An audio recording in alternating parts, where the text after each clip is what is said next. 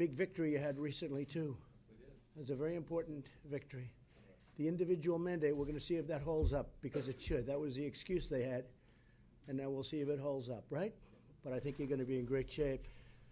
I'm honored to be in McAllen, Texas, with the heroes of Border Patrol, and they are heroes. You know, you have so much. Border Patrol, ICE, and law enforcement generally. You take so much heat, you take so much abuse from people that don't know what they're talking about. I want to just say that you have a friend with this administration, and you have a friend with me.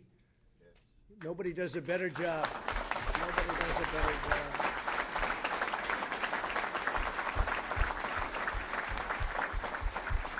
And I have to add that you have no idea how much you're loved by the public. Maybe not by the fake news, but you're loved by the public beyond belief. And that includes my friend Brandon. And Brandon, thank you very much for being so great. You've been getting the word out how important it is. Border security, the wall or the steel barrier. They can have any name they want, but we have to have it. And it's going to happen. But to law enforcement and ICE and Border Patrol, incredible job you do. And the public loves you. The public, not like, they love you. And I just hope that none of you run for president, because you may be the one person that we have a problem with, because you are highly respected in our country and beyond our country. We know what you do with MS-13. We know what you do with the gangs. We know what you do with crime. And we also see what you do on the border. Boy, I'll tell you what, it's tough stuff. But it could be a lot easier for you, and you could be spread a lot differently if we had the walls, and we'll get it. We'll get it. I think we're winning the battle in a very big way. So I just want to thank you all in particular for being with us. Thank you very much, fellas. Thank you very much. Really incredible. I want to thank also Secretary Nielsen and Commissioner McAleenan for being with us. We made the trip down from Washington. And again, Senator John Cornyn has been an incredible champion of what we're doing, and a very popular man in Texas. And I think we're running in 2 years together, and that's very good for both of us, I hope. I think it is. I think it's my honor, John. I want to tell you, the people in Texas love you.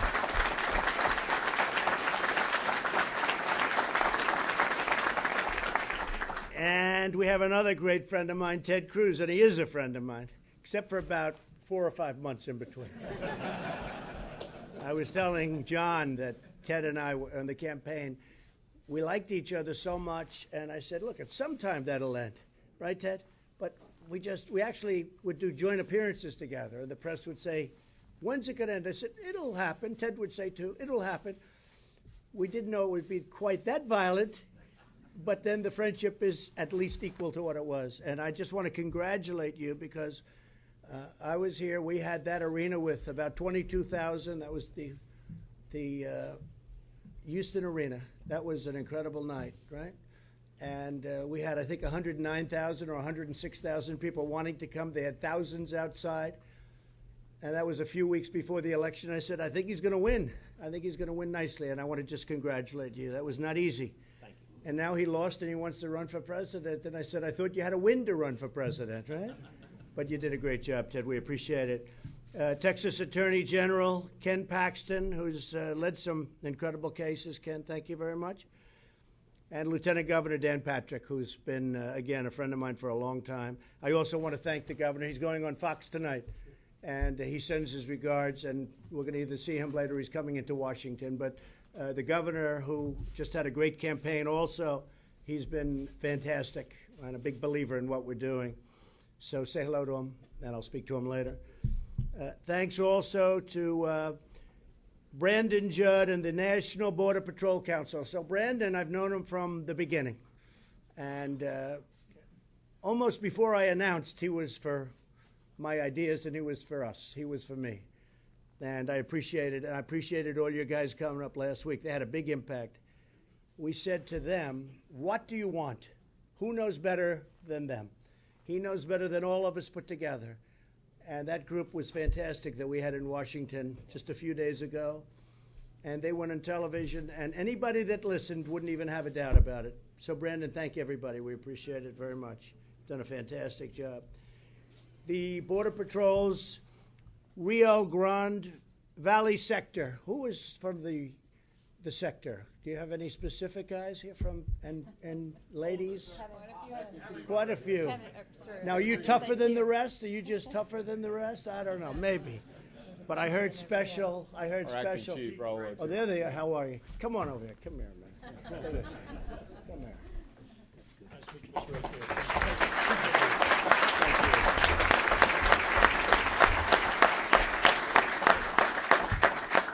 That's fantastic, and I've heard so much about all of you, and we're going to spend a little time in a little while together. I don't know if we're walking or flying, but either one is okay with me. We're going to see a lot. But thank you for being here. In a few moments, the American people will hear directly from our frontline border agents about the tremendous flood of illegal immigration, drug trafficking, human trafficking, a phenomena that has been going on for 1,000 years or more, and that you think was something that modern society wouldn't have. And hate to tell you that because of the internet, it's worse than ever before. Human trafficking, it's a horrible thing. And much of it comes, it's a world problem, not a U.S. problem only. And they come across the border, and it's a bad thing. And they drive. They just go where there's no security, where you don't even know the difference between Mexico and the United States. There's no line of demarcation. They just go out, and where there's no fencing or walls of any kind, they just make a left into the United States, and they come in, and they have women tied up. They have tape over their mouths, electrical tape, usually blue tape, as they call it. It's powerful stuff, not good.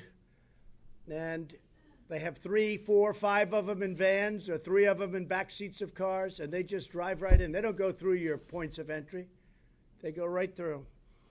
And if we had a barrier of any kind, a powerful barrier, whether it's steel or concrete, if we had a barrier, they wouldn't be able to make that turn. And they wouldn't even bother trying, because they can't go through the points with people. So we would stop that cold. We would stop it cold. And they can't fly in, obviously, for obvious reasons. So we'd stop human trafficking, and this section of the world, I think, would stop at 90, 95%, a tremendous percentage would stop.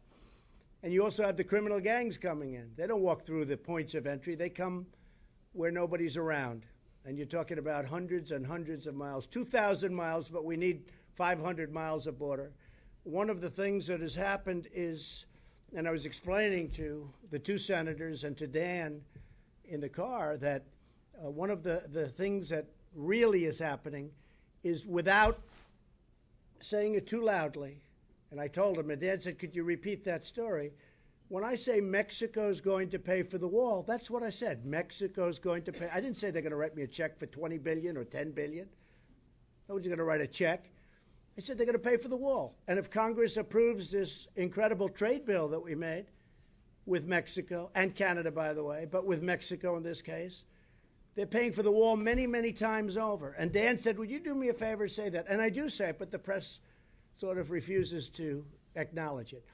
When I say Mexico is going to pay for the wall, that's what I mean. Mexico's paying for the wall. And I didn't mean, please write me a check. I mean, very simply, they're paying for it in the trade deal. And sometimes I'd say that. So hopefully people will start to understand. Now, if the deal doesn't get approved by Congress, which would be hard because it's so much better than NAFTA. NAFTA was a horrible trade deal, one of the worst ever made. It really hurt our country. But now we have the USMCA, and it's a great deal. And I think that you're going to see some tremendous improvement for the farmers and for the people of Texas. So law enforcement professionals at DHS, the men and women in this room, have told us what they need to secure our border. These are the people we went to. It's not only the wall or the barrier, it's the equipment for seizing the drugs. We have tremendous equipment today. It's expensive, but tremendous equipment that when you do drive through one of the ports of entry, we have equipment that will be able to detect the drugs. And it's the finest in the world, and we're getting it ready. It's part of what we're asking for. It's not only the wall. And we've taken their recommendations straight to Congress. But Congress, as you know, the Democrats are holding us up because They don't want it. They think it's good politically. I think it's a disaster for them politically, but I'm not doing it for politics. I'm doing it because it's right. I'm doing it because it's right. And before, when I left Washington, I said they can't have a problem with crime because the people that are coming in, the criminals, the gangs, the traffickers, the drugs, it's all crime.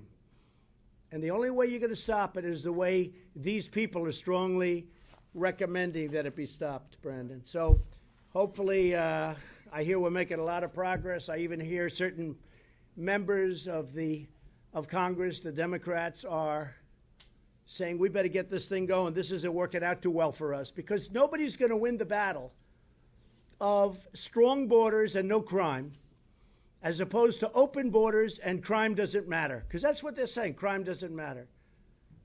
We have people that have been so horribly hurt, families that have been so horribly hurt by people that just come in like it's like just come into the United States, do whatever they want. In many cases, they leave and then they'll come back. Or in many cases, they stay. And we've done a very good job at the border, considering we're not given the right laws. We have laws that are so bad. They're archaic and they're horrible. And we don't have the barrier. So our plan includes drug detection technology at our ports, more officers and agents, far more beds to house the influx of unlawful migrants, medical support, closing the disastrous loopholes that incentivize child smuggling, the single biggest victims of what is happening at our border, are children. They're being used by the coyotes. They're being sold left and right. People are grabbing them to get in because our laws are really lousy, and if you have a child with you, it's easier to get in. These people know it better than anybody, far better than the people in Washington. And I think the biggest victims are children and women. Women would be right there with the children.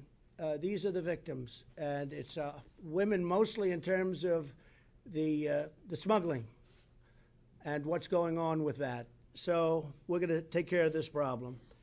And to think anybody can even think about fighting it is ridiculous. So we're going to build a powerful steel barrier. They didn't want to use concrete. I said, okay, I'll use steel. It's stronger. It's also more expensive, by the way. But it's stronger. I'll use steel. So we'll call it a steel barrier. Now people should be happy. They said concrete. We don't want a concrete wall. I said, that's okay. We'll build a steel wall. I like it better if you want to know the truth, Ted. And we'll call it a barrier instead of a wall. And I'm okay with that, too. I don't care what you call it, but it's got to be there. Democrats have refused to listen to the border agents, and they say this is a manufactured crisis. That's their new soundbite. All over, I turn the television. You know, I call it the opposition party. It's called the fake news media. And what happens is every network has a manufactured crisis. This is every one of them. It's like they, send out to everybody, let's use this soundbite today. So it's a but it's not. What is manufactured is the use of the word manufactured. It's manufactured by them. Every single of the negatives. But they're not winning because it's common sense. It's common sense. They say a wall is medieval. Well, so is a wheel. A wheel is older than a wall. And I looked, and every single car out there, even the really expensive ones that the Secret Service uses, and believe me, they are expensive. I said, do they all have wheels? Yes. Oh, I thought it was medieval. The wheel is older than the wall. You know that? And there are some things that work. You know what? A wheel works and a wall works. Nothing like a wall. The government shut down because Democrats will not fund border security. Plain and simple. And again, more than just the walls. Their open borders agenda threatened all American families, including millions of legal immigrants throughout our nation. In the last 2 years alone, our courageous ICE officers, many of whom are with us, arrested criminal aliens charged with or convicted of 100,000 assaults. This is in the last year. 30,000 sex crimes and 4,000 violent killings.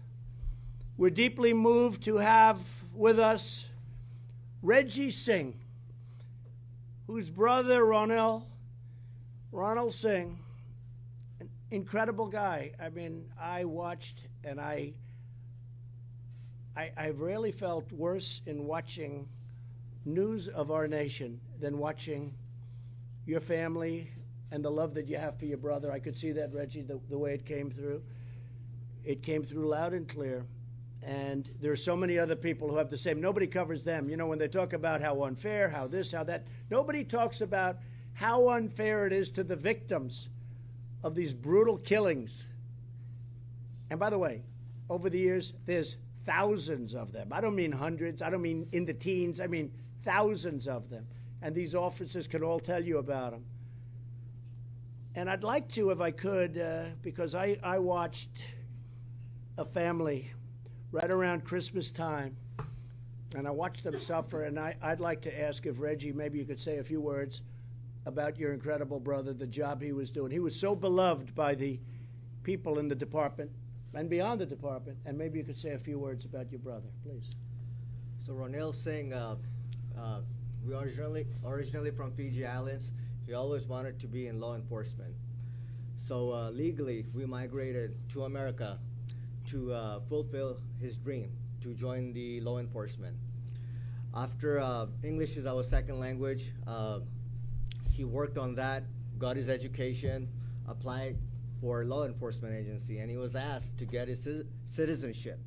He worked towards that, and he became a cop, K9, Corporal K9. Mm-hmm. And the way he was killed, what my family is going through right now, I do not want any other family, law enforcement person to go through that.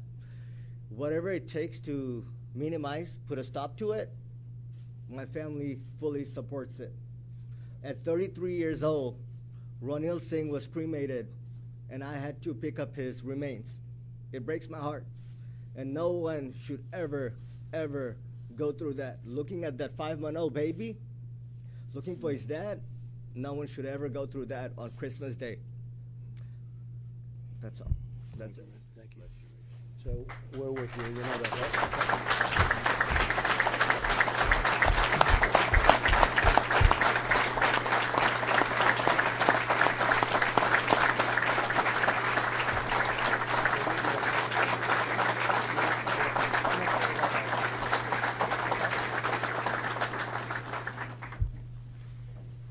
That was a tough one, too. That was a tough one for a lot of people. Not only the family, for a lot of people in this country. That was a tough thing to watch. Also with us, Marie Vega, whose son, Border Patrol agent Javier Vega Jr., who is another person who was loved by so many in the department, on the Border Patrol. We had so many people talking. They're still talking so much about him. It happened in 2014. He was out fishing with his wife, his parents, and his kids. And Marie, I'd like to maybe say a little bit about your son, because he is so loved and respected still in this room. Please. Thank you. Thank you. My name's Marie Vega. We have 2 sons, my husband Javier and I. Very proud of both of them Marines. Harvey, at a very young age, expressed a love for law enforcement. And like, you know, the parent that wants the child to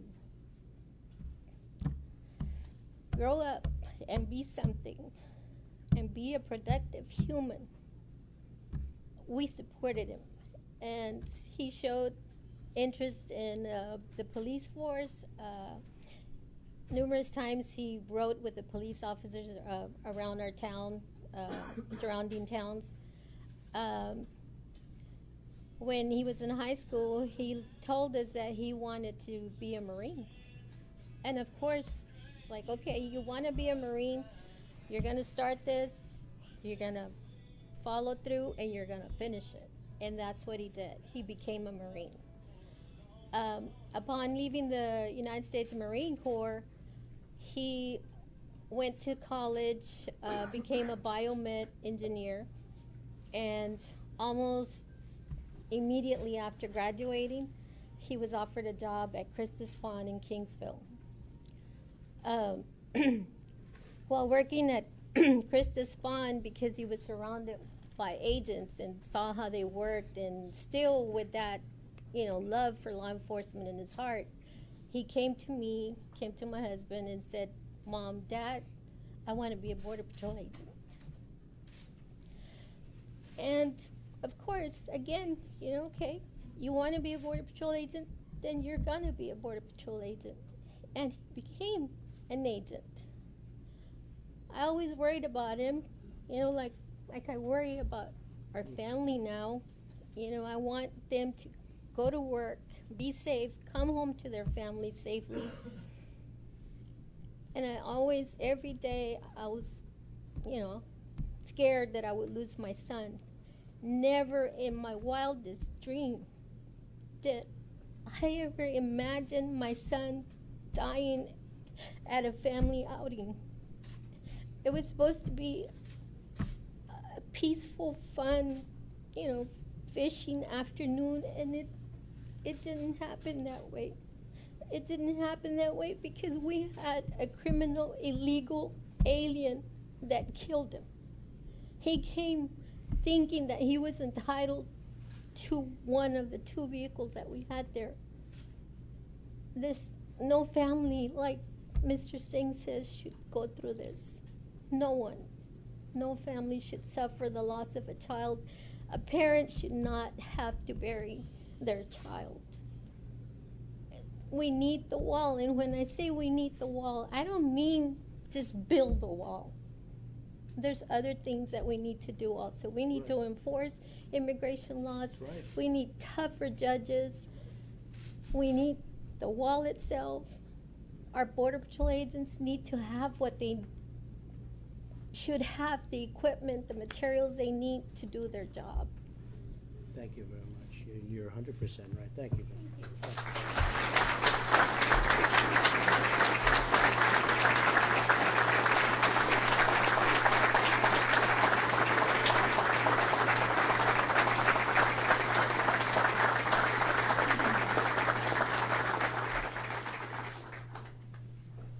He's very proud of you right now.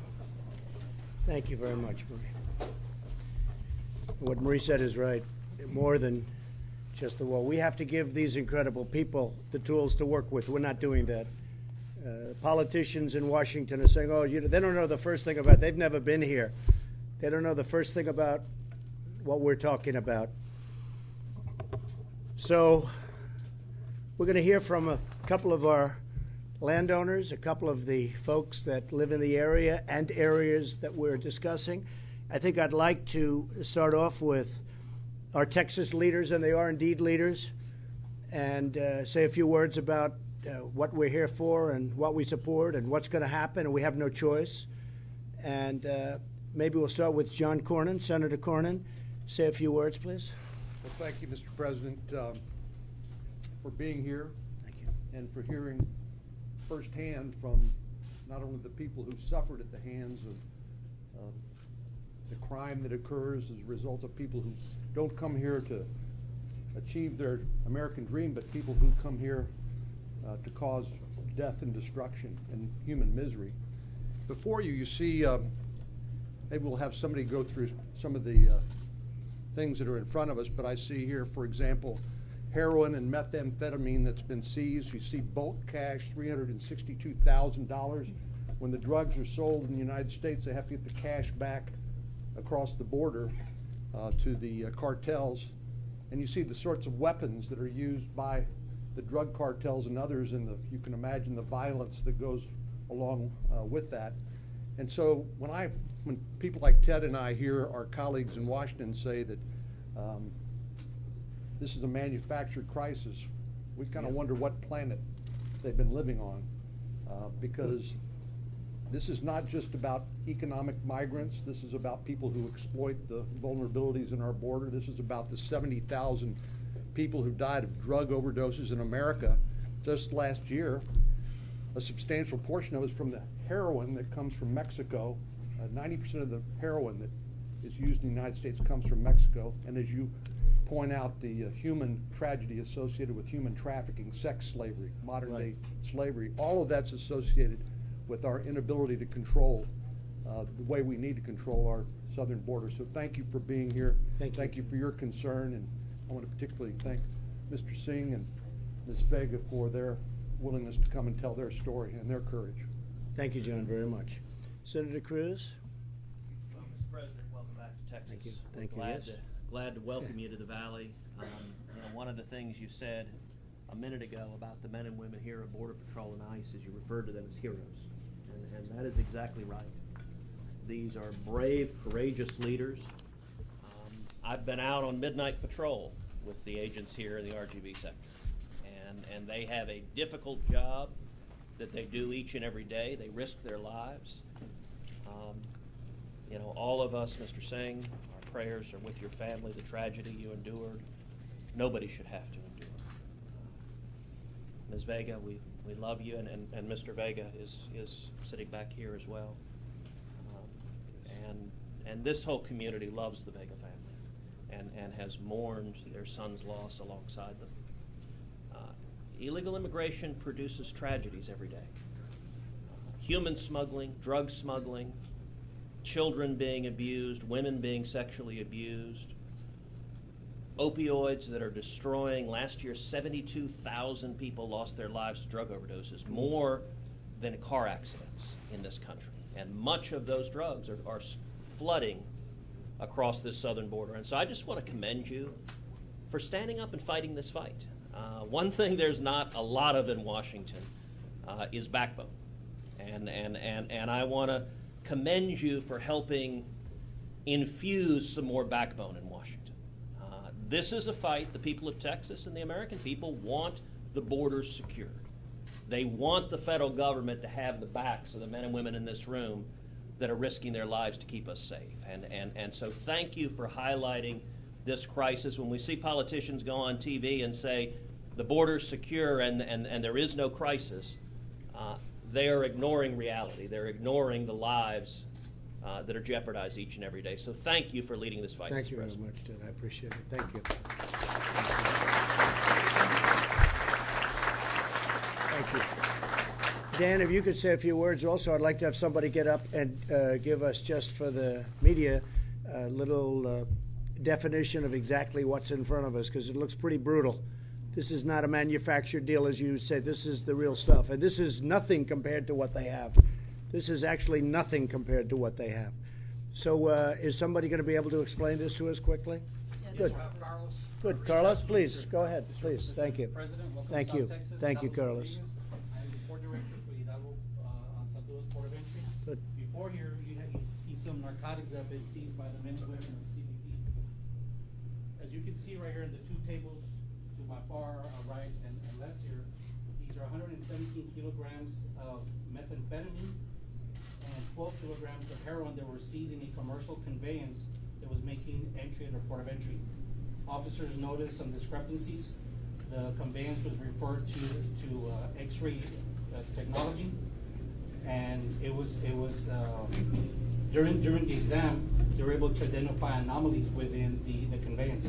With the use of our canine detector dogs, we were able to seize this merchandise.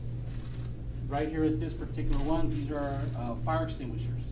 These fire extinguishers were intercepted at the port of Congressional, Texas. It was a male that was driving into the United States, and the two fire extinguishers were used in the importation of methamphetamine and heroin, 100 grams of heroin and the 8 keys of methamphetamine as well. Also, we have some weapons that were seized at our ports of entry, also with the assistance of our federal partners and state partners as well. So we have 3 Colt handguns. They're gold-plated, encrusted with diamonds. Those were seized at the Laredo port of entry. You have an AR-15 that was seized with the assistance of our state and local partners with the task force officers. You have an AK-47 that was seized by the officers at the Hidalgo port of entry going southbound. During a southbound inspection, there was nervous behavior that was displayed by the driver. Subsequently, the officers were able to find the AK-47 hidden in the back seat. You also have a 50 caliber rifle. During the inspection at the port of entry, officers with the use of NII equipment or x-rays were able to detect a compartment. That compartment was found in the back seat of a vehicle. Subsequently, with the assistance of our Homeland Security investigative partners and Air Marine, there was a surveillance that was conducted on the vehicle, went to a undisclosed location. From that location, a traffic stop was conducted, and the 50 caliber rifle was found, sir. Now, these 3 guns that you see, they're gold-plated handguns and with diamonds impressed. Okay, it says it Thank you, all. sir. This is just all recent. This is all very recent. They didn't have to go. They didn't have to go very far. This is all very recent. Okay. Good morning, Mr. President, and welcome to the McAllen Station. Thank you. I am the patrol agent in charge here at the McAllen Station, so we're very pleased to have you here. $362,000.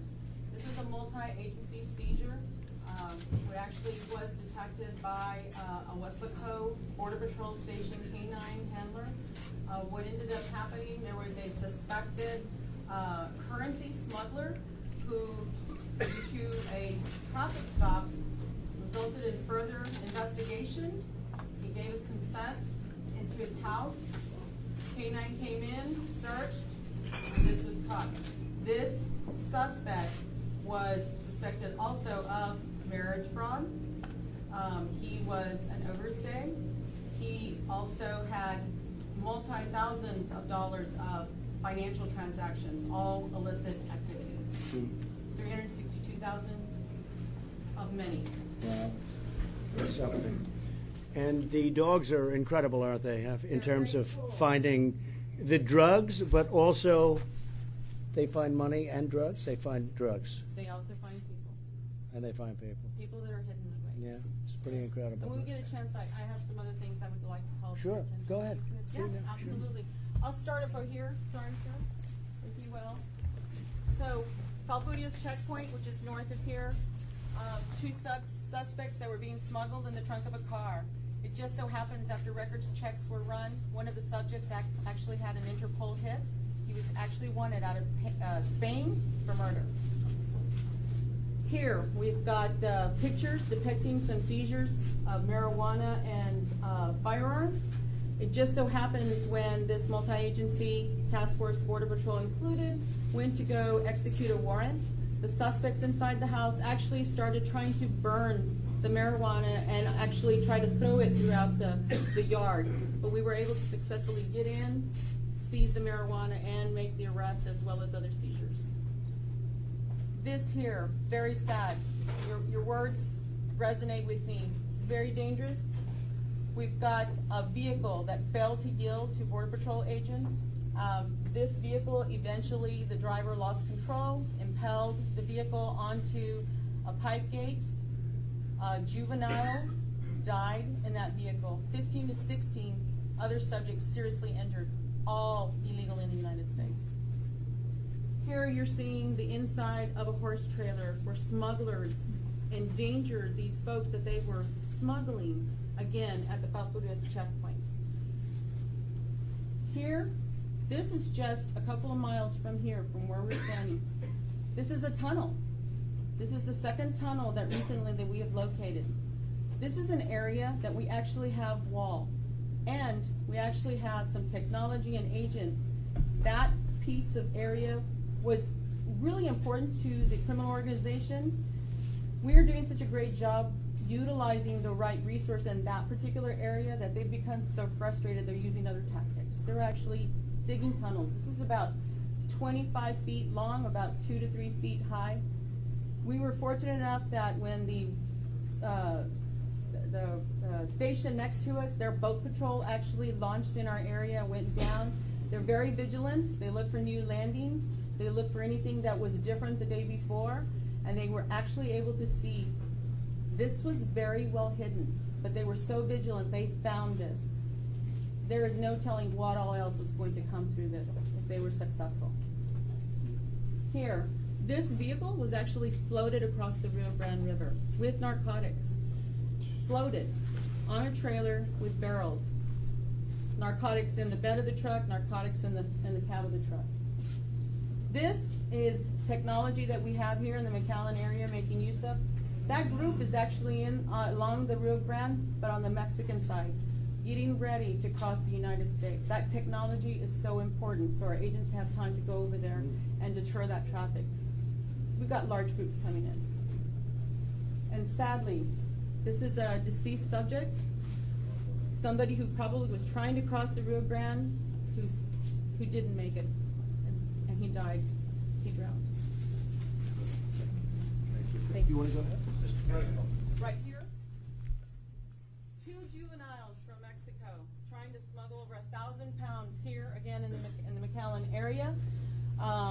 They actually rammed the vehicle. They rammed into a Border Patrol agent. That's an assault. They were trying to get away. 2 juveniles, over 1,000 pounds of marijuana. This is a stash house, Mr. President.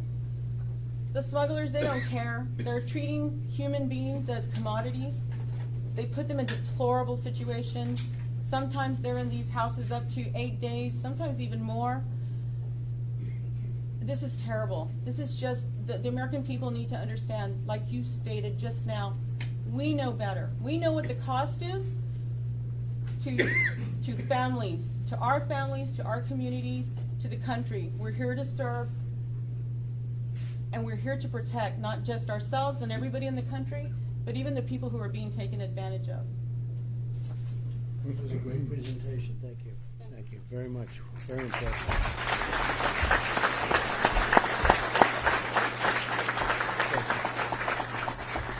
Dan? Mr. President, I wanted to share with you that our state troopers seized 94.5 pounds of fentanyl last year, which on the street breaks down to 21 million lethal doses.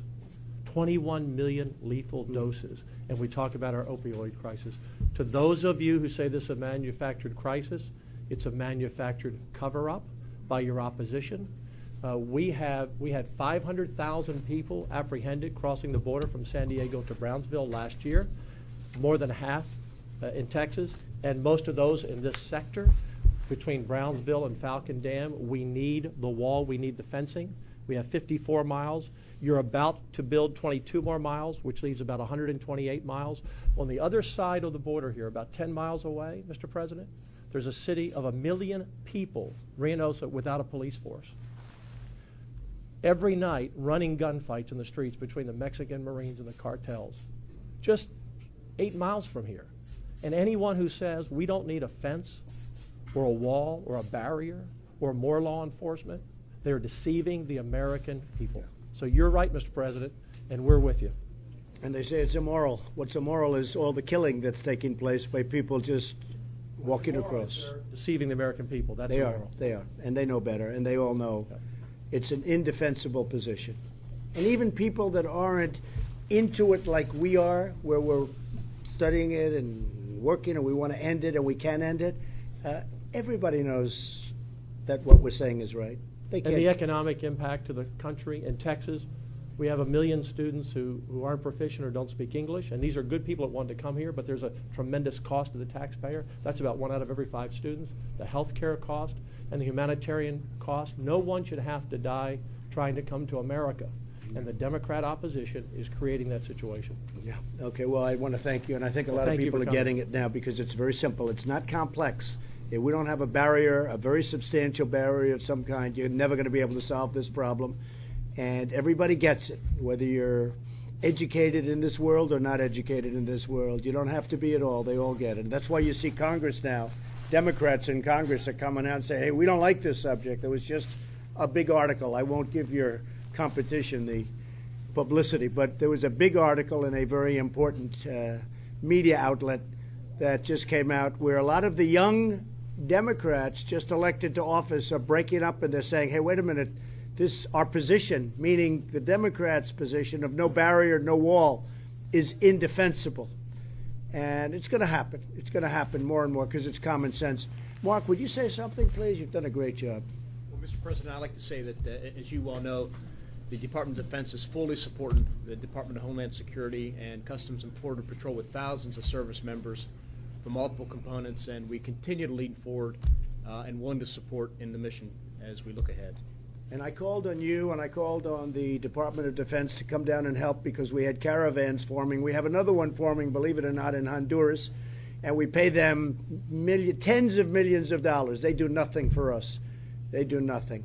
And if you think that country is trying to stop, don't believe it, okay? And that goes for Guatemala, that goes for El Salvador. If they want to stop it, they can stop it. But they form, and then they come in through Mexico. They break in, and you saw what happened. They broke in because they didn't have the wall. And I think they're thinking about building a wall on their southern border now. But I want to thank the military. They've been incredible. They came up, and from day one they worked. Nobody's seen anybody work like that. And they put the essentially barbed wire, but it's called barbed wire times 10. And it was very effective, to put it mildly, very effective. Without that, it would have been a stampede right into our country. So I just want to thank the military. I know you're still working with us on it. And unfortunately, I have to tell you that they have another one forming, and we'll handle that as it happens. And we're working with Mexico. We appreciate that. But we're working with Mexico very much.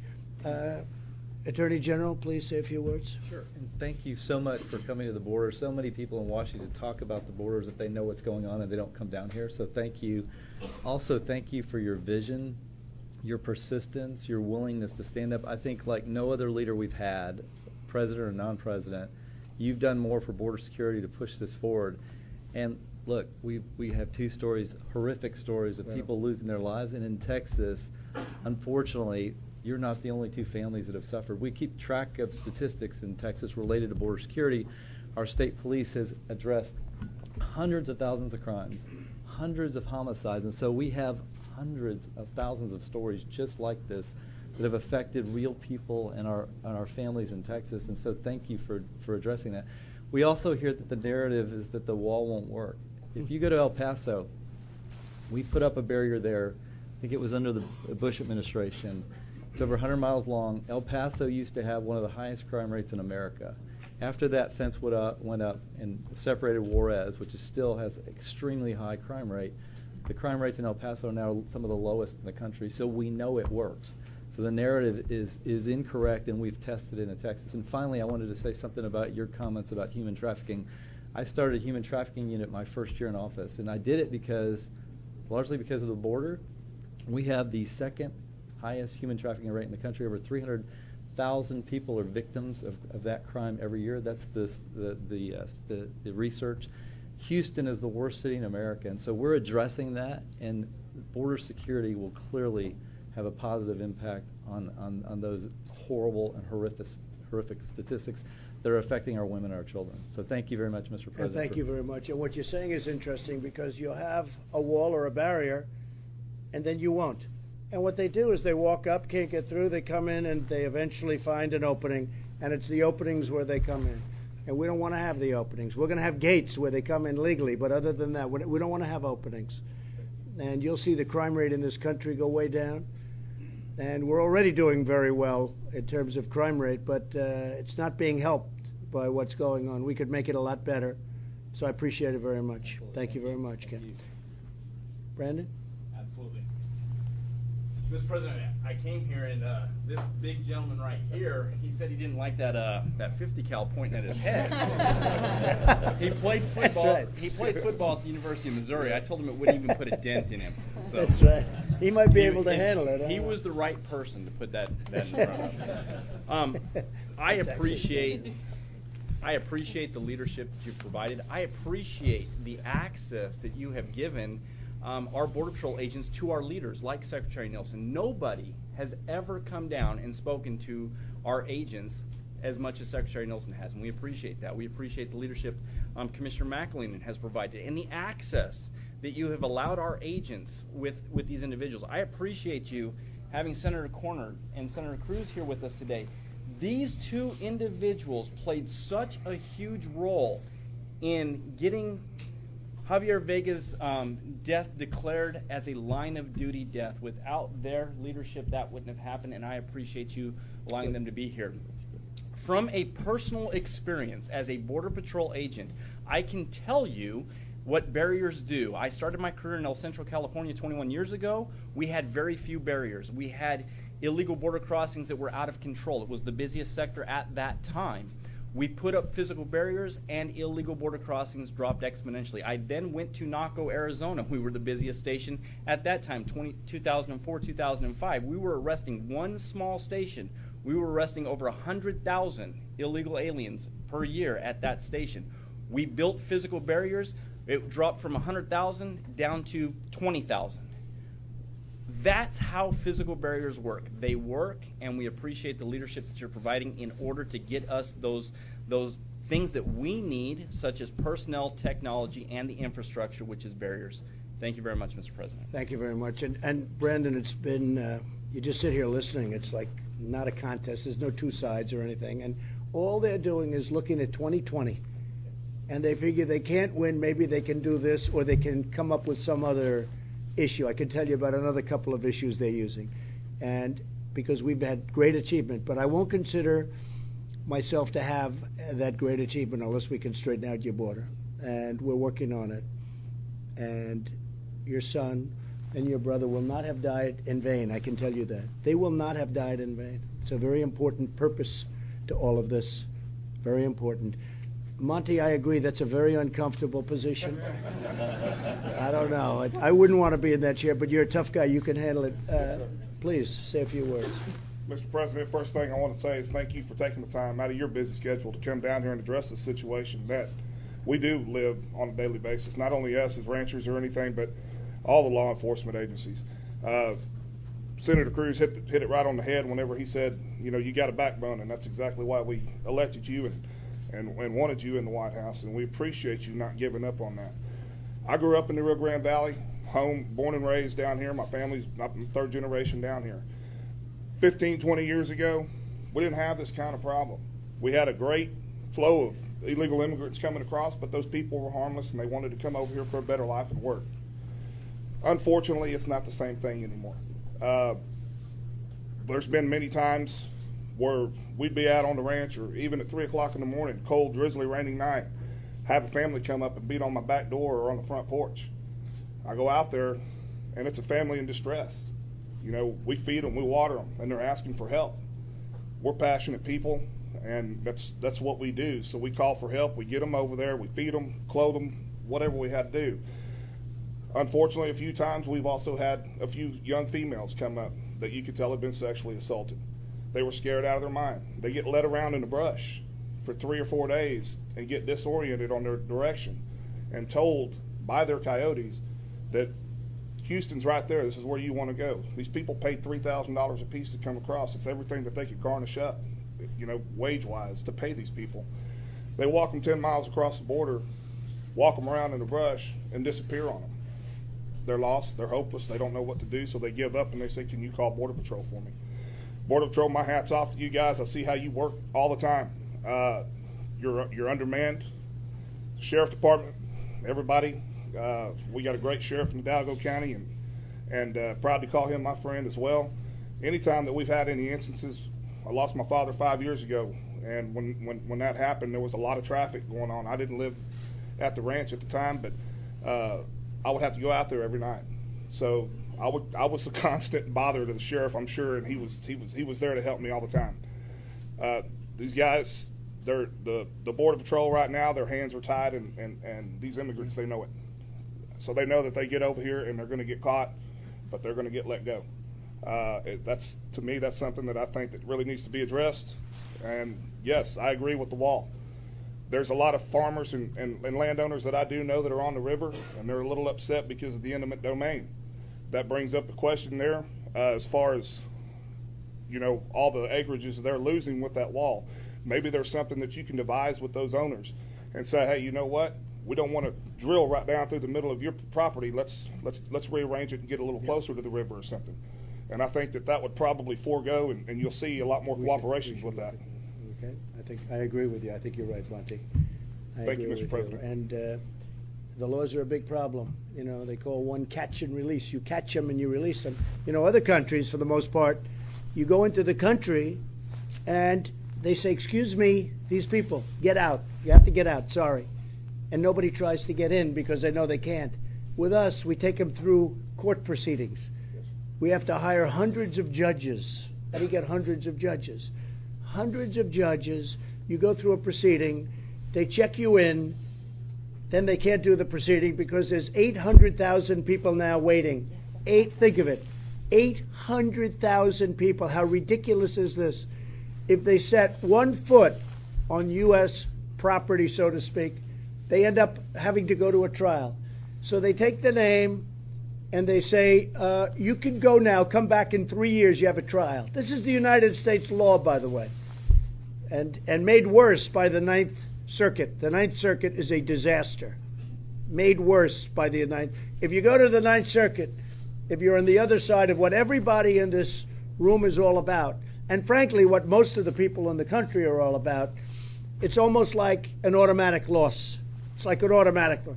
They take a case to the Ninth Circuit that's nowhere near the Ninth Circuit. That has nothing to do with the Ninth Circuit.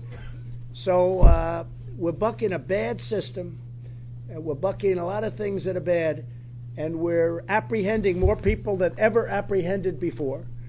But the laws are really against us, and we're doing well anyway, but we have to do much better, and we can do only better if we have a physical barrier.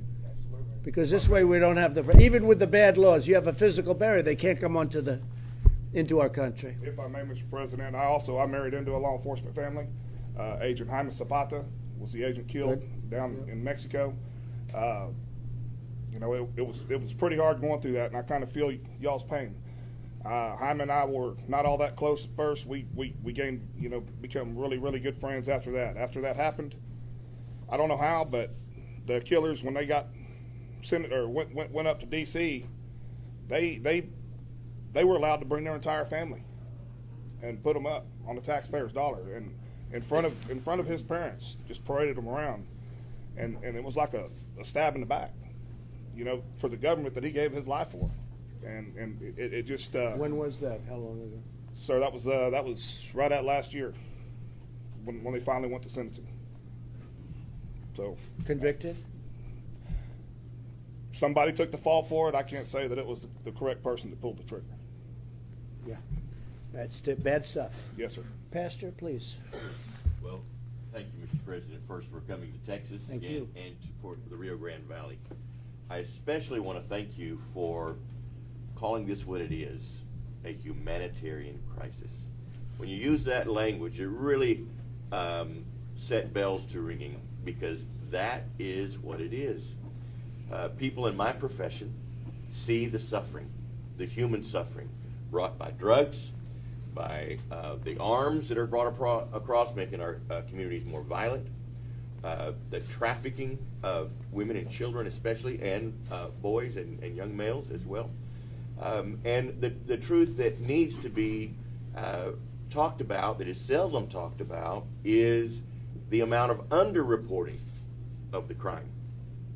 When these things happen, in the shadows, people are not always eager to point out the crimes that are taking place, and it goes underreporting.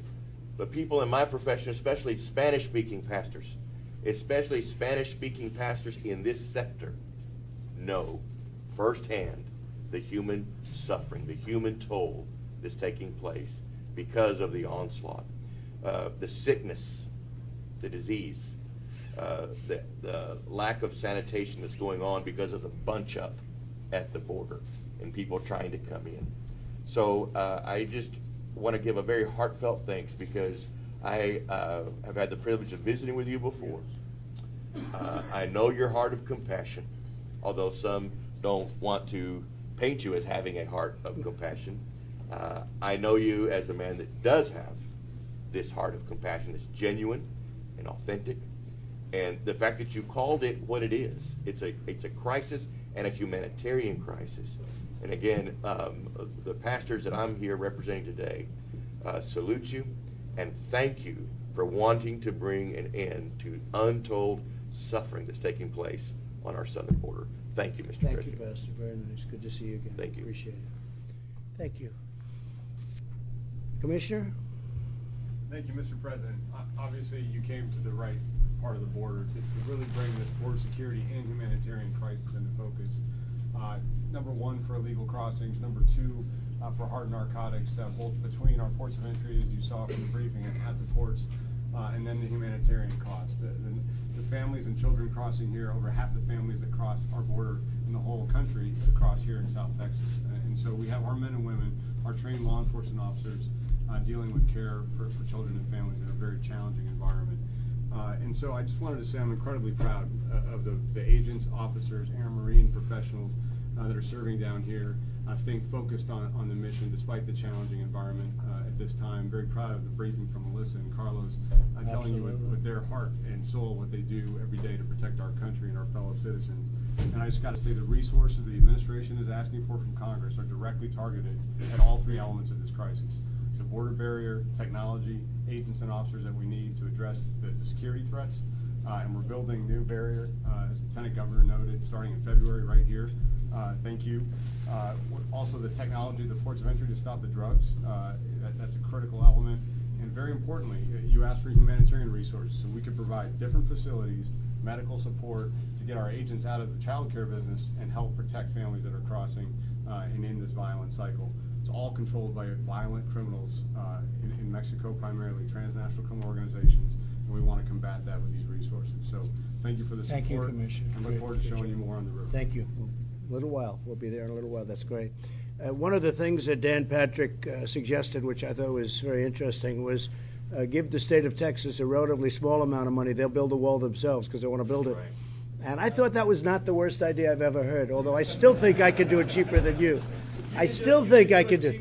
But I do like the idea. And we're going to look at a couple of ways of doing it where you guys get it up. You do things very well in Texas.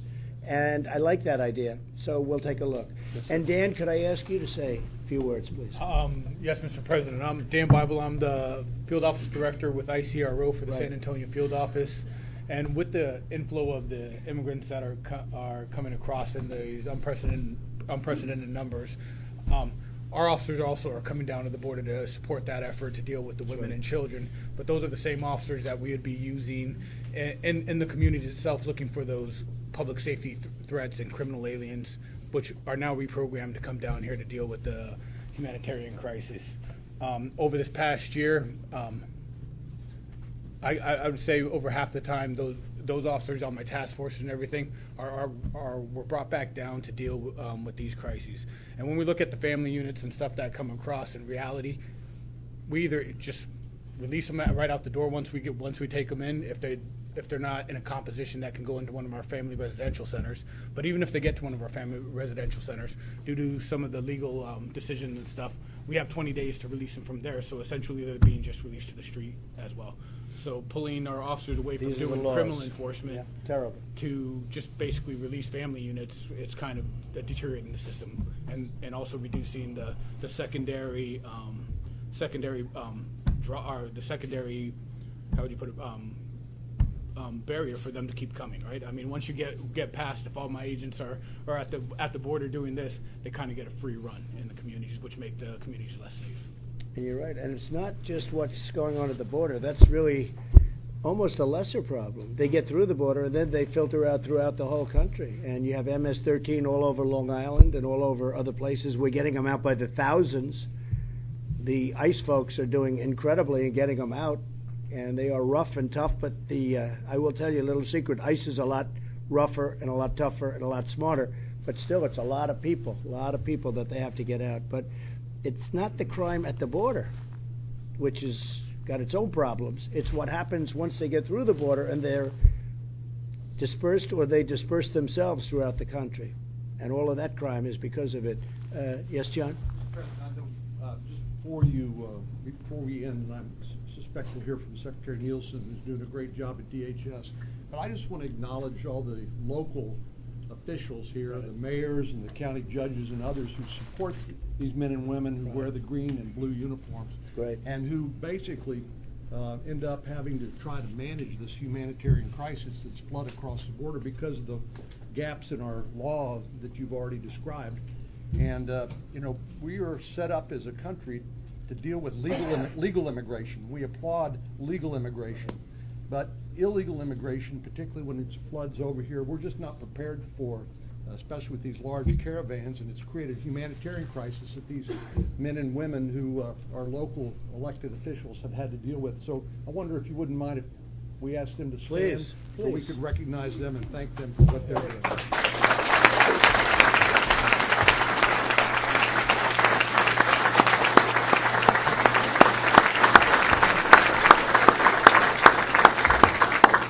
That's great. Thank you very much. Thank you, John, very much. Secretary? Well, sir, I think everyone here today said it so well. What I would tell you is it's not status quo. It is a crisis. It's a humanitarian crisis. It's clearly a security crisis. For those who would like to put their heads in the sand and pretend that it's quote-unquote manufactured, it's not only an insult and deeply disturbing to those who have lost loved ones, but it's an insult to our country, sir. This is a crisis, and what a crisis mandates is a decisive leader with a vision. That's what you have. You continue each day to make it very clear to Congress what the crisis is and what the men and women here today have told you is needed to address it, and they refuse to do it. So I hope today they're watching. I hope they take a cue from you. They decide to be leaders, and they do what this country needs and help us secure it. Well, thank you, Secretary, and you're doing a great job, and you're working hard. I will tell you that. She's working hard. Every time I speak to her, she's in a different location, usually along the border. And Commissioner, you and the Secretary and everybody else, we appreciate it very much. And we're getting there. I think we're making a lot of progress. And I have to say that my sacred duty, most sacred duty as president, is to defend the people of our nation. That's whether it's from foreign nations or along a border. It's all defending our people and defending them properly and strongly and really rightly, justly. And that's what I'm doing. And it would be a lot easier for me not to do this. It would be a lot easier not to say anything and let this go on. This should have been taken care of 30 years ago, 20 years ago, 10 years ago. It should have been taken care of. I've seen all the speeches made by all the presidents and a lot of people that worked under the presidents. And you say, what happened? Nothing happened. They were going to build this wall in 2003 and 2006. They were going to build it 20 years ago. They were going to build it forever. And little sections got built. And I will say, we've done a lot of renovation, and we have a lot of new wall going up where we took down wall because it was in such bad shape, and we put new wall up. We've done a lot of work, but we have work to do. So I hope that the Democrats get together and work on a problem that is truly, it's compassion, it's everything. It's also national security. Just like it's a foreign country, it's a foreign world. In many cases, it is a foreign country. We're under attack in a certain way. And we're certainly under attack by criminal gangs, by criminals themselves, by the human traffickers, and by drugs of all kinds. Much of it comes through the southern border. And if we can do a really great job, and we will, of putting up the barriers, putting up the walls, putting up the fences, putting up everything that we have planned, fixing what's good but isn't working so well anymore because it's decrepit, it's old, it's torn up from years of abuse and all of the things that happened, we will have done a great service. And, you know, somebody was saying that moving the embassy to Jerusalem, I got it done. Every president talked about it for many, many years, for decades. They talked about it, they campaigned on it. In every instance, they campaigned on it. They never got it done. Same thing here, same exact thing. I got that done, and we're going to get this done too. And this is really the defense of our country. And this is compassion, Pastor, very much so. It's compassion. It's compassion for our people. And we don't want to have situations like Reggie had in his family where he lost a brother who was special. Or like Marie had with your son, who was, I mean, they still talk about your son as being such a great young man. We don't want that. We don't want that. So we're working very hard. We're going to get it done. We are really on the right side of an issue. And I think actually, I know you don't see it yet, but I have feel about things. I think the other side is starting to get it.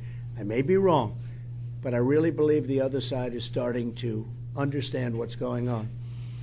They're on the wrong side of a very important issue. We're going to have it taken care of. I want to thank everybody. And you're right, John, the mayors and all the representatives have done such a great job. And some of you I know I'm sure I'll get to know the rest of you. But especially I want to thank Marie and I want to thank Reggie for being here.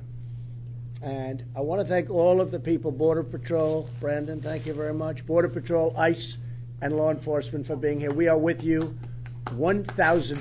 Thank you. Thank you very much. Thank you very much.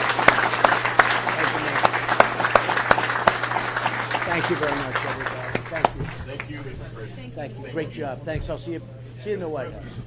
Thank you. Yeah.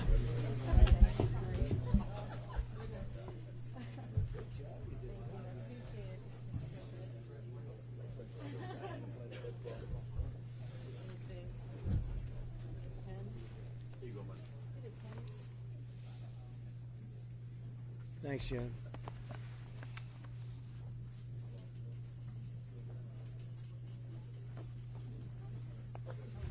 Okay, thank you, man.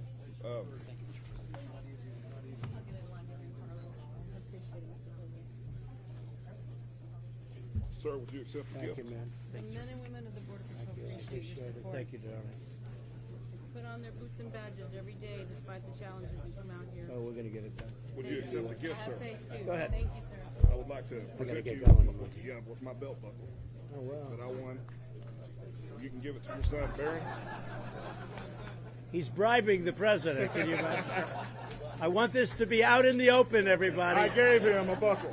That's for your son, Barron. I don't know if this is worth 10 cents or if it's worth $50,000, but anyway, well, that's very nice. Listen, thank you very sir. much. I appreciate it. Thank you. Would you want to hold that? Yes, sir. That's very nice. Thank you, everybody. See you. Thank you. One last handshake.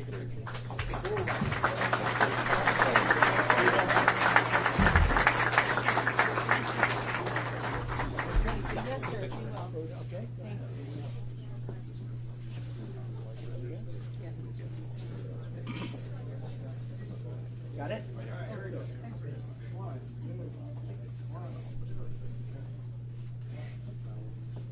Thank you so much.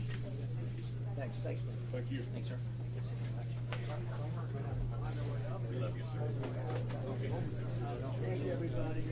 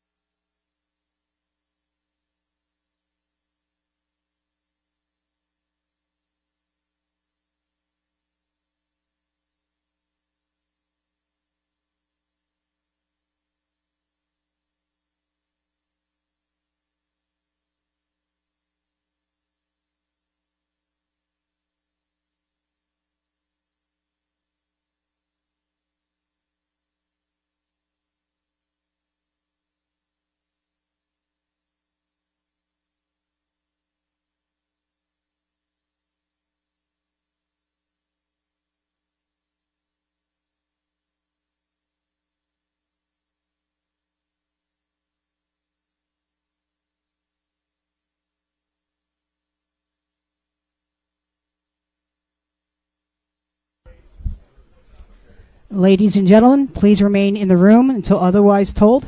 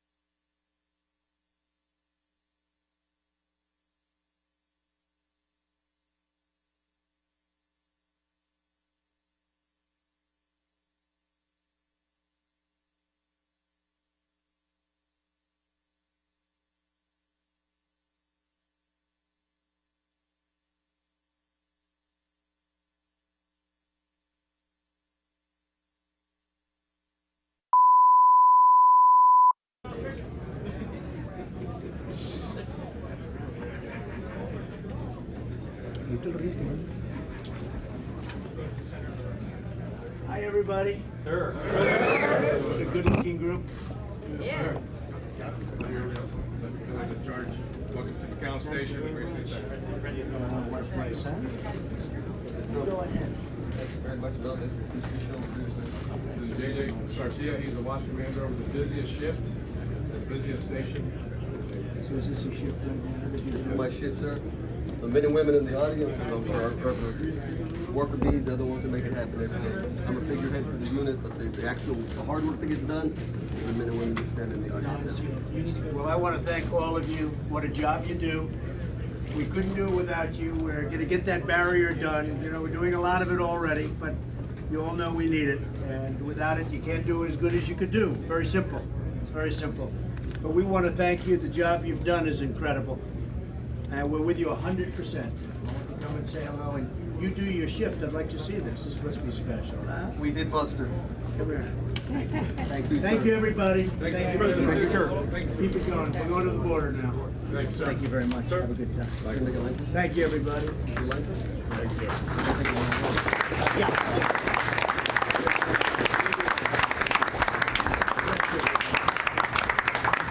everybody. On behalf of Charlie Unit, Gallup Station, United States Border Patrol, we want to say thank you for everything that you're doing for us to help us do our job and protect our country. This is a coin. You notice that you have a coin collection in your office, so we want to present you with a coin. This is United States Border Patrol, the thin green line, and we wanted to say thank you for doing everything that you can to change us from being just a thin green line to the great strong barrier to protect our country. Thank you, sir. Thank you.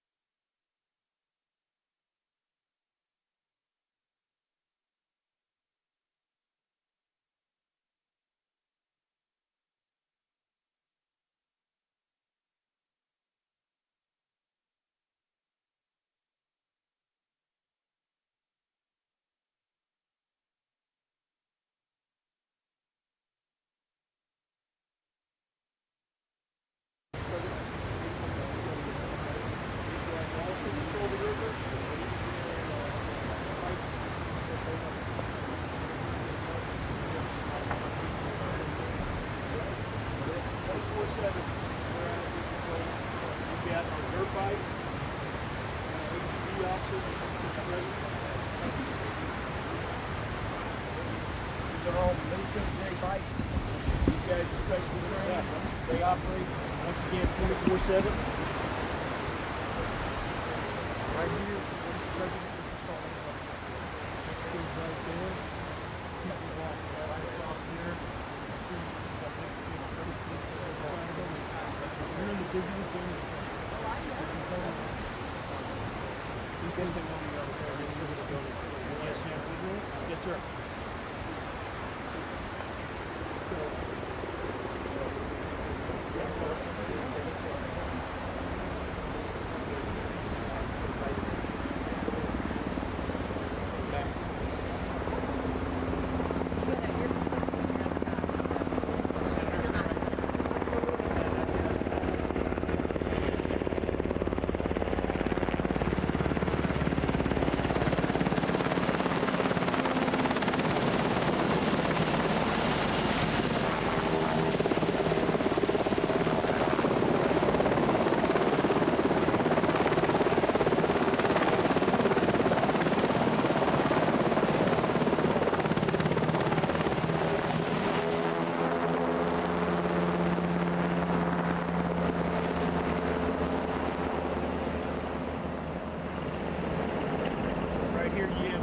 Special operators with Bearcat that we use when we serve warrants or we've got a high stressful situation.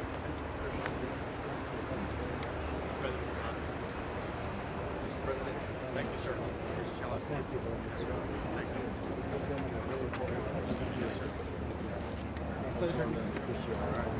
Here's some of the seizures that have happened over the last couple of weeks. We continue to lead the nation. 62,000 apprehensions in this sector alone. Over 40,000 pounds of marijuana already seized in this sector. For the last 5 years, we've been the busiest place in both those categories. And this zone is the busiest zone in the country. More of our special operators. Thank you very much. Mr. President. Thank you very much. Mr. President. Taking good care of you guys. We're getting you everything you need. Thank you, sir. Appreciate it. Thank you very much, everybody. Thank you. Good work. We can continue to see an influx of people, as you described, as humanitarian crisis. Yesterday we had 450 apprehensions, Mr. President. Out of that, 133 So yesterday alone, you had 450. Out of that, 133 from countries other than the Central American countries and Mexico. India, we apprehended some Pakistanis, we added some folks from Romania, on and on and How on. many Pakistanis yesterday? 2 yesterday. Chief, can I get you to make that point? Because it's not just Central America and Mexico. People from all over the world exploit the vulnerabilities in our borders. Perhaps you could tell them exactly. How many different countries? So far this sector has apprehended folks from 41 different countries. Just yesterday we apprehended 133 people from countries other than Central America and Mexico. That includes individuals from India, Pakistan, China, Romania, Ecuador, Nicaragua, on and on and on. And so I know we keep talking about the family units and unaccompanied children, and that makes up about typically about 60–70%. We've seen a change over the last couple of weeks where that number is less than 50% of the apprehensions we make here in South Texas. So South Texas continues to lead the country in apprehensions as well as marijuana seizures in between the ports of entry. And so CBP and DHS are committed to both our border security mission as well as our humanitarian mission. Mr. President, Senators, we couldn't do it without your support. We really appreciate you coming down here. It means an awful lot to the men and women of DHS, CBP, the Border Patrol, our local law enforcement community. Thank you. Thank you very much. It's Thank you, sir. fantastic. So they apprehended people from the Middle East, and they do it all the time. You know, everybody says, well, where are they from? We're not talking about only Mexico. All over the world they come in because it's a weak spot. They make it strong, but the laws have to be strong, and we need security. We need the kind of backup that you want. And they've asked, by the way, we have lists of things. What they need more than anything is the barrier, the wall, call it whatever you want. Whether it's steel or concrete, you don't care. We need a barrier. And they have done a fantastic job. Never so many apprehensions ever in our history, but you know, it could be a lot easier. It could be a lot easier for you. Yes, and you could spread your people out to a lot different areas, which would also be very helpful. And Mr. President, we have 55 miles of fencing in this sector. We started a job in 2006. We need to finish that job. We've got the personnel, we need the technology, we need the resources, we need the infrastructure in order to control this border and manage it. Part of our area is covered with some fencing on our east side. That accounts for about 6% of our traffic. Where we have no fencing, over 90% of our traffic occurs in those areas. Okay, folks, I mean, you don't have to say any more. That's it. That's it.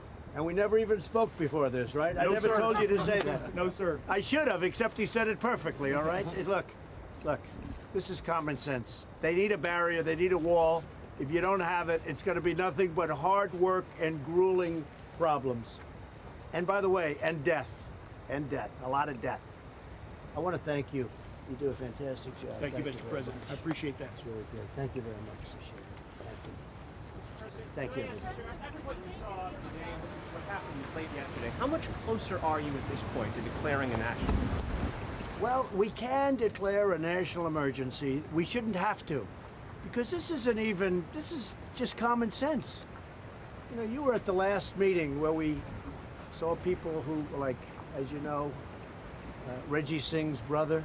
Reggie, I got to know him today a little bit. This shouldn't be happening in our country. This shouldn't be happening. And what you see on the border, that's not as much of a problem as they come through the border and they go out throughout our nation. So you'll have crime in Iowa, you'll have crime in New Hampshire, you'll have crime in New York, you'll have crime in places, you know, you don't associate it with the border, but it comes through the border. Tremendous amounts. And as hard as we work and as well as we're doing nationwide on crime, a lot of it's caused by people that come in through the southern border. So, and you know, if we had the barrier, it wouldn't happen. It wouldn't happen. They could have fewer people, they could put people other places instead of having everyone concentrated right here. And it's all common sense. And Nancy and Chuck know that. Look, they're not winning this argument. They're losing the argument badly. They know it. And it's not about an argument. It's not about politics for me. It's about doing the right thing. I mean, I could do a lot easier things. I could just forget this like everyone else did. This should have been done 30 years ago, and 20 years ago, and 10 years ago, and 5 years ago. I could have done like everyone else, just sort of say, hey, forget it. A lot of the crime in our country is caused by what's coming through here. These people do the most incredible job. And they're not given a full hand because they need the barriers. If they don't have the barriers, and you just said it better than anybody could say it. Where we have a good, strong barrier, you don't have problems. Now, the problem is they go to the barrier, that's it, but now they go around the barrier. So when you fill up the gaps, it's going to be a much different day. Just to clarify, sir, are you closer to declaring an emergency? We are. I would like to look at broader. I think we can do this quickly because this is common sense. And it's not expensive. We will save the cost of the wall every year, but much more than that. Much more than that. But I would like to do a much broader form of immigration, and we can do immigration reform. It'll take longer. It's been complex. It's been going on for 30, 35 years. They've been talking about immigration reform. But we have to, before we do that, we have to create a barrier. That we can do very quickly. Something could be done. We could do that, Phil. We could help the Dreamers. We want to help the Dreamers. I was ready to help the Dreamers, and then we got a decision that the folks representing the Dreamers very strongly, which is us also, if you want to know the truth, but they said, well, we don't have to do it anymore. So now it's before the Supreme Court. We'll see what happens. And if the Supreme Court rules against the President Obama decision, which he knew would not hold up, we will have a deal with the Dreamers. We can do it early, but this has to be done soon so we get our folks paid in our country.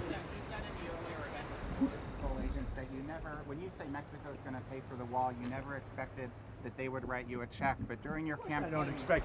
When I say Mexico, excuse me, when I say Mexico's going to pay for the wall, do you think they're going to write a check for 20 billion or 10 billion or 5 billion or 2 cents?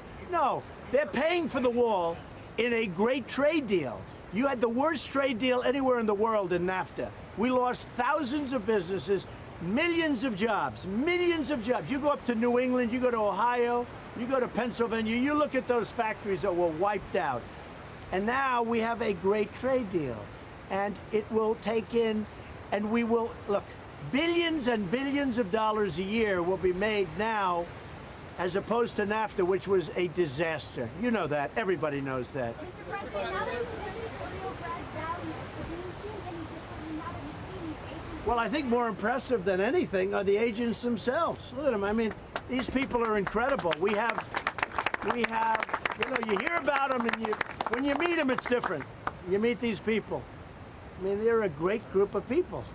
They happen to be very good looking. I have to say that. They're good looking people. They're smart, they're tough, they've got the whole package, and I want to tell you, they are impressive. And I've met a lot of them. We just left a big room loaded up with Border Patrol and ICE and law enforcement. These are incredible people. They're incredible people. And you know, there's something different when I meet them here as opposed to seeing you at the White House or seeing you in an office someplace, right? They do an incredible job. Mr. President, given the fact the local officials that Senator Cornyn mentioned here on the border, have you met with any of them who disagree with the law? We have. Do they disagree with the law? Not anyone that I met with, but most people want it, I think.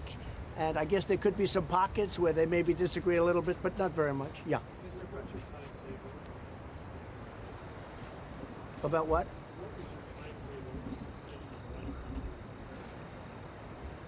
Well, I'm going to see how we do with going through Congress. Don't forget, national emergency is going through Congress because that already went through Congress. That's what it's there for. If you read it, it is so clear, it is so perfect. I'd rather not do it, not for any particular reason other than this should be easy to get approved through Congress. Because the same people that are holding it up have approved it many times before. Ted and John, I mean, these people approved it just a few years ago. And now all of a sudden they're not. The reason they're not is because of me, I hate to say. Because they know they're going to lose in 2020. They'll do anything they can to not lose. They want to win, but it's not going to happen. Go ahead, Phil. Are you going to make any time during your visit today to see the detention facility where parents were separated? I don't know what they have planned. I would certainly do that, but I just don't know.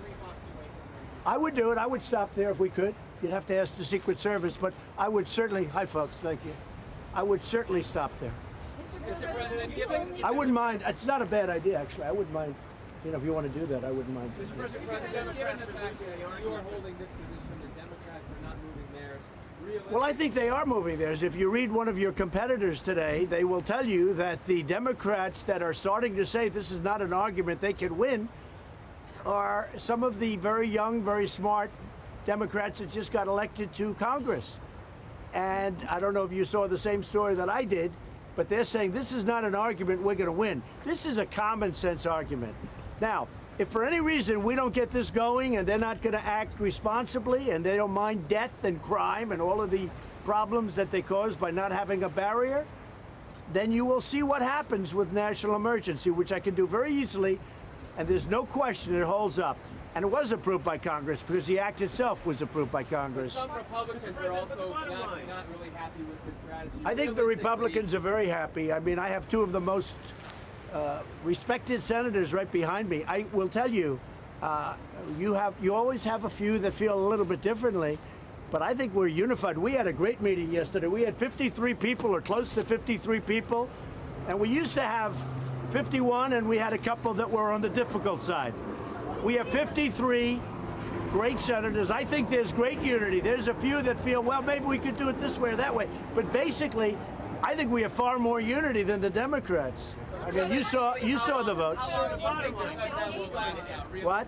Realistically, how long do you think the shutdown is not going? I don't know. That I can't tell you. All I can tell you is that I feel very badly for people that have family members that have been killed that should have never happened. Okay, those are the people I'm thinking most about.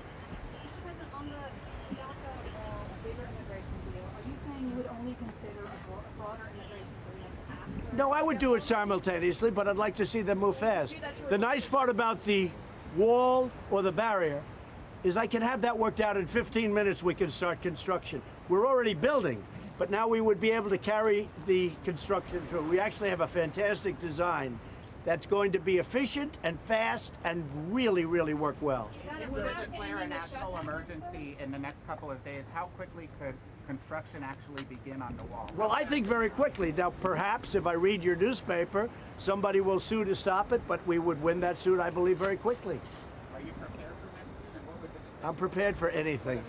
I'm prepared for, the lawyers tell me, like 100%. That doesn't stop people from suing. You know, if you look at various things where we got sued, then we end up winning recently in the Supreme Court a couple of times. Go ahead. Sir, if you're considering a broader immigration package, doesn't that lessen the idea that you would use a national emergency? Are you thinking less about a national emergency? They came to me with a package beyond the barrier. And if it was something that we all agreed with, that the senators agreed with, that everybody liked, it's common sense. Most of this is common sense. I'm all for it. You have some laws and some codes and some things having to do with immigration that are horrible. I don't care if you're liberal or conservative, they're horrible. And if they want to straighten things out and do something with catch and release, which, as you know, is one of the great disasters in immigration of all time, you catch them and then you release them. What kind of stuff is this? If they want to do something with that, it'd be all right, Phil. And Mr. President, back in Washington, there's some big news about Michael Cohen. He's agreed to testify before the House Democrats next month. What do you think of that? Are you worried about it? And I'm not worried about it at all, no. Go ahead. Mr. President, when that rancher talked about his concerns about eminent domain, it struck you. Can you tell us how and why? Well, it did strike me, and when I look at him and I look at the family and I see, but you know, eminent domain is one of those things, and he's actually in favor of it. He wants to do something about it. You know, when you talk about that, you're talking about the fact that he wants to do something about it. He wants to see a wall. There's an example of somebody that's affected from the standpoint of land, but he wants to see a wall. So we're going to get this straightened out, hopefully. Hopefully the Democrats are going to come to their senses. They're going to realize that they don't want people killed, they don't want crime, they want to end it, and that's going to happen. Go ahead.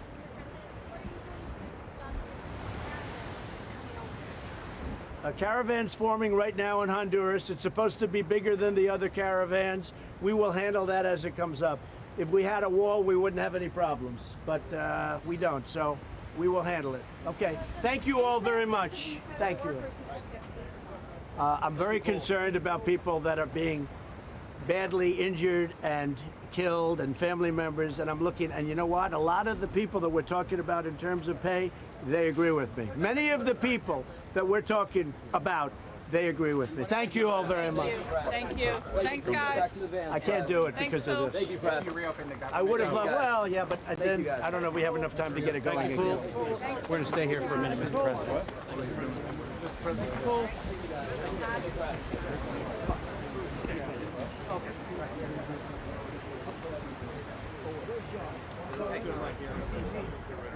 Yep.